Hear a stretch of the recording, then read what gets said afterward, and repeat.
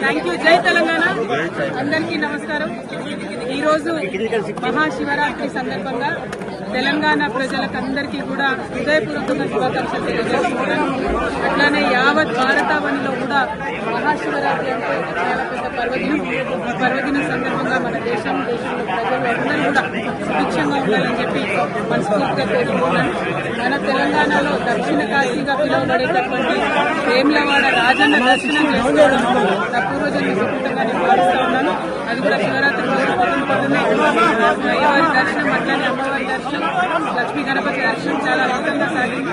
మరి మనకు వేములవాడ రాజన్న అంటేనే కోడి మొక్కల రాజన్న. మన తెలంగాణ ప్రజలకు బంగారం లాంటి మన రాజన్న. మరి రాజన్నను అంతకుముందు ఆంధ్ర పాలకులు పట్నం చేసిన విషయం మీకు తెలిసిందే. ఎవరు వేములవాడకు వస్తే వాళ్ళు ఎలక్షన్ గెలవరని చెప్పి అపవాదు పెట్టి వేములవాడ క్షేత్రాన్ని దేవుళ్ళని పట్నం చేసిన పరిస్థితి ఉంది. కానీ గత 10 సంవత్సరాలుగా కేసీఆర్ గారి పరిపాలనలో సిరిసిల్ల జిల్లాను ప్రత్యేకంగా క్రియేట్ చేసి మరి ఏర్పాటు చేసినటువంటి సిరిసిల్ల జిల్లాలో గర్వంగా సగర్వంగా మన రాజన్న పేరు పెట్టుకుని రాజన్న సిరిసిల్ల జిల్లా అని చెప్పి మనం ఏర్పాటు చేసుకోవడం జరిగింది.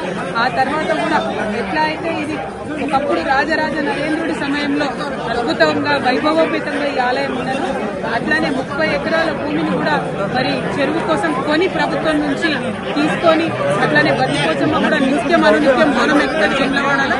అటువంటి బతికోసమ్మ డెవలప్మెంట్ కోసం కూడా 10 ఎకరాలు సపరేట్ గా కొని, ఎందుకంటే వేములవాడ దక్షిణ కాశీ అంటే ఎట్లుంటారో అట్లనే ఉంటది. చిన్న చిన్న గల్లీలు ఉంటాయి, ఎవరు అమ్మేటటువంటి పరిస్థితి ఉండదు.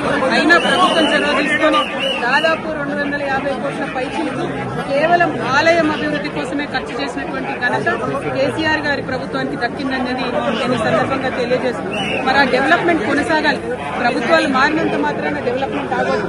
ఇప్పుడు ఏవైతే 30 ఎకరాలు మేము అక్కడ కొని మా ప్రభుత్వం నుండి రాజన్న వారి ఆలయానికి ఇచ్చినామో, మరి ఆలయంలో గుడి చెరువు దగ్గర డెవలప్మెంట్ అన్నది ఆగిపోయిందని ప్రయవారు చెప్తా ఉన్నారు.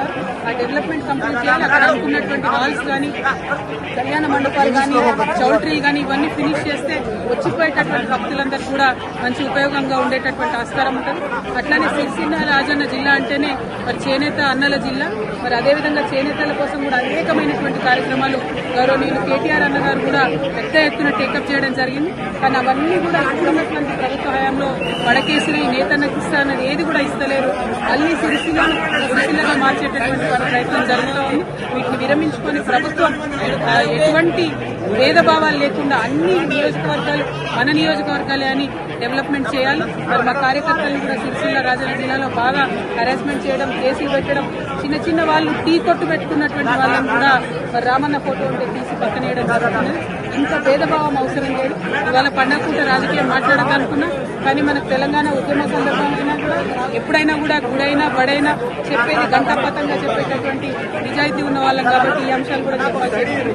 మరి ఒక్కసారి ప్రభుత్వాన్ని రిక్వెస్ట్ చేస్తున్నాం, ఏదైతే డెవలప్మెంట్ సాగిందో అది కొనసాగించాలని కోరుతా ఉన్నాం. స్థానికంగా లక్ష్మీ నరసింహారావు గారు, కులవమ్మ గారు, జిల్లా అధ్యక్షుడు నాగన్న గారు, అట్లానే నాయకులందరూ కూడా ఉన్నారు. వారందరితో కూడా మరి డెవలప్మెంట్ జరిగింది. ఎస్పెషల్లీ వినోదన్న గారు ఎంపీగా ఉన్నప్పటి నుంచి కూడా పెద్ద ఎత్తున కేంద్ర ప్రభుత్వం నుంచి కూడా నిధులు తీసుకొచ్చి అభివృద్ధి చేయడం జరిగింది. వారందరినీ కూడా ప్రజల ఆశీర్వాదాలను కోరుతున్నాను. మళ్ళొకసారి వేములవాడ రాజన్న ఆశీర్వాదాలు ప్రజల మీద ఉండాలని కోరుకుంటున్నాను. Thank you. జై తెలంగాణ.